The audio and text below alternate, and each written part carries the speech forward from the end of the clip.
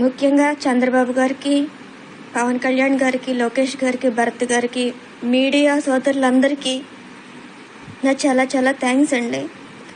ఈరోజు నేను నా బిడ్డ ప్రాణాలతో ఉన్నామంటే చంద్రబాబు గారు, మీడియాగా కారణం. ఆంధ్రలో ఆడదానికి రక్షణ లేదక్క. ఈ రోజుకి ఫోన్ చేసి ఎలా ఉన్నావమ్మా అని అడిగే లక్ష్మక్కకి, కాచాయిని గారికి, శ్రీలత గారికి, రాత గారికి, అందరికీ, దివ్యాంగ సోదరులకి, అప్పారావు గారికి, అందరికీ, నాగేశ్వరరావు గారికి చాలా చాలా థ్యాంక్స్. మేము ఆంధ్ర వదిలేసి పారిపోయి వచ్చేసిన ఇప్పటికీ మాకు జరిగిన అన్యాయం గురించి బాధపడుతూ మీరు అందరూ ఎలా ఉన్నావమ్మా అని అడుగుతున్నారు. స్పందించాల్సిన గవర్నమెంట్ స్పందించలేదు. రక్షించాల్సిన పోలీసులు నా బిడ్డ పరిస్థితి ఇలా చేశారు. పోలీసులకు ఒక విధంగా థ్యాంక్స్ చెప్పాలి. ఎందుకంటే మొన్నటి వరకు పిల్లల్ని నడువు నొప్పితో, కాలు నొప్పితో గిల్ల గిల్ల గిల్ల కొట్టుకుని ఏడ్చేది. పోలీసులు కొట్టిన దెబ్బలకి, ఈడ్చేసిన దానికి, దెబ్బకి వెన్నుపోసి అంత స్పర్శపోయింది. ఒక దివ్యాంగురాలికి ఆంధ్రప్రదేశ్ లో జరిగిన ఘనకార్యం ఇది. ఒక బిడ్డకి న్యాయం అడిగాననేసి నన్ను పిచ్చిదాన్ని చేశారు. ఏంటి పోలీసుల, జంతువుల నాకు అర్థం కాలే. నేను సీఎం అందరూ అన్నేశారు. అందరూ అన్నారు జగనన్నకి తెలియదు, జగనన్నకి తెలిస్తే నీకు అన్యాయం, జరిగిన అన్యాయం ఇమీడియట్ గా నీకు న్యాయం జరిగిపోద్ది అంటే నేను ప్రాణాలకు తెగించి వెళ్ళానండి సీఎం ఆఫీస్ కి. ఒక మధ్య తరగతి ఆడది సీఎం ఆఫీస్ దాకా వెళ్ళడం అంటే ఎంత కష్టం. ఎలాగైనా జగనన్నని కలిస్తే నా బిడ్డకి న్యాయం జరుగుద్ది అనేసి అందరూ అన్నారు అనేసి నేను ప్రాణాలకు తెగించి వెళ్ళాను. వెళ్ళినందుకు ఫలితం ఏముంది?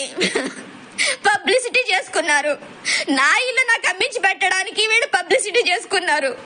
అసలు పోలీసుల ఆ తాడిచెట్టు రాజా గాని, కుడిపొడి సూర్యనారాయణరావు గాని ఇంటర్ఫీర్ అవ్వకపోతే నా ప్రాపర్టీ, నా ప్రాబ్లం లేదు. వైసీపీ నేతలు చేసిన అకృత్యాలకి నా బిడ్డ బలైపోయింది. దానికి న్యాయం చేయమని అడిగాననేసి నన్ను పిచ్చిదాన్ని చేశారు. ఇదక్క ఆడదానికైతే ఆంధ్రప్రదేశ్ లో రక్షణ లేదు. పోలీసులకు మాత్రం నేను చాలా రుణపడి ఉన్నాను. ఎందుకంటే అప్పటిదాకా నా బిడ్డ ఏడ్చేది, వెన్ను నొప్పి వచ్చేస్తుంది, కాలు నొప్పి వచ్చేస్తుంది అని గిలగిల ఏడ్చేది. ఇప్పుడు దానికి మొత్తం స్పర్శ లేదు, పూర్తిగా చచ్చి పడిపోయింది. అది ఆడవట్లేదు. ఇప్పుడు బుర్ర కూడా తిమ్మిర్లు వచ్చేస్తున్నాయి వాళ్ళు ఈడ్చిన ఈడుపులకి. వెన్నుపూస ఆపరేషన్ జరిగిన బిడ్డను అలా ఏడ్చుకుని వెళ్తారా? వాళ్ళు మనుషులా, జంతువులా? నాకు ఇప్పటికీ అర్థం కాలేదు. 300-400 మంది పోలీసులా నన్ను ఒక దివ్యాంగురాల్ని ఈడ్చుకెళ్ళడానికి? వాళ్ళకి సిగ్గనిపించి ఇట్లా ఎందుకా చదివారు వాళ్ళ ఐఏఎస్లు, ఐపీఎస్లు? ఆంధ్రప్రదేశ్ లో దివ్యాంగుల commission చచ్చిపడిపోయింది, human rights commission చచ్చిపడిపోయింది, women rights commission చచ్చిపడిపోయింది. అన్ని కమిషన్, అన్ని గవర్నమెంట్ ఆఫీసర్స్ అందరూ చచ్చిపడిపోయారు. నా కూతురు ఒకటే అనుకున్నా నేను అప్పుడు దాకా. నా కూతురికి కాళ్ళు ఒకటే చచ్చిపడిపోయినాయి. కానీ ఆంధ్రలో మొత్తం న్యాయం అనేది చచ్చిపడిపోయింది.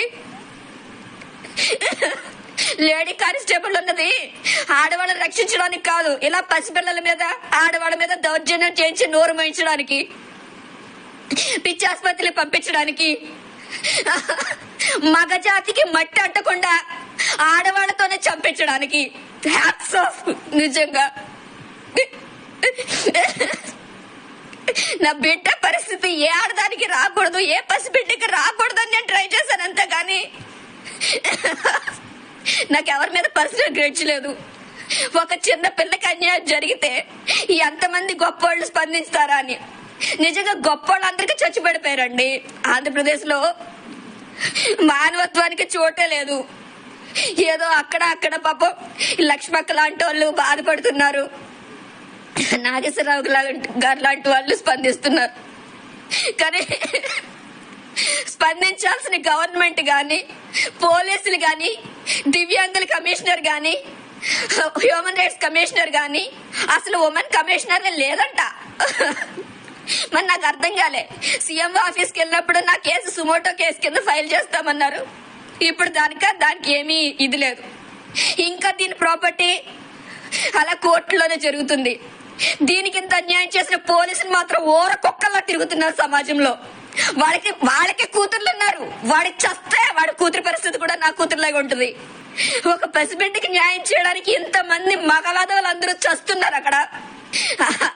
నాలాగా ఆంధ్ర వదిలి పారిపోతేనే గానీ ఆడదానికి రక్షణ లేదంటే ఇంకే సమాజంలో అక్కడ ఎందుకు బతుకుతున్నారో నాకు అర్థం కావట్లేదు. మళ్ళీ వైసీపీ వస్తే మీరందరూ కూడా సర్దేసుకోవచ్చు.